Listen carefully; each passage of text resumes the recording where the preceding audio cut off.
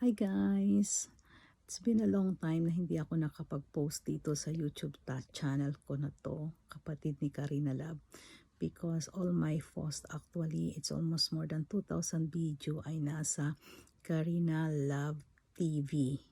So if you want to watch a lot of my posts, nasa Karina Love TV, yung mga lakwatsa namin.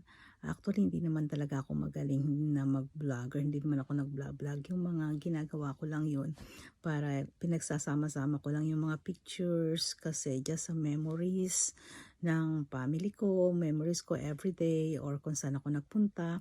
Para sabi ko someday, somehow, somewhere, I can watch them pag hindi na busy ang buhay.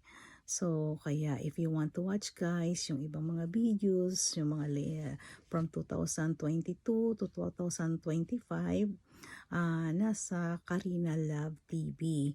So, pwede nyo dun mapanood sa Karina Love TV po yung iba pong mga videos ko na in-upload. Pero pagpasensyahan nyo na kasi yung mga upload na yun ay hindi naman from professional talaga na nag-upload. Pinagsasama-sama ko lang yung aking mga picture doon. So, sometimes may boses, sometimes wala.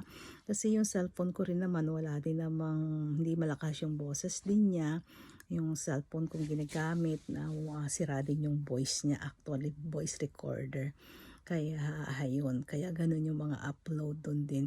So pagpasensyahan nyo na, but at least nakikita ko yung mga for me, kaya ako talaga ginawa yun para sa mga memories with my family.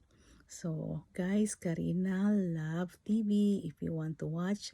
At dito rin na uli ako ngayon kasi may ibabahagi, isi-share na uli ako dito sa kapatid ni Karina Love sa channel kong to. So, thank you, salamat, maraming salamat sa pag-subscribe. Kukunti lang ang subscriber dito.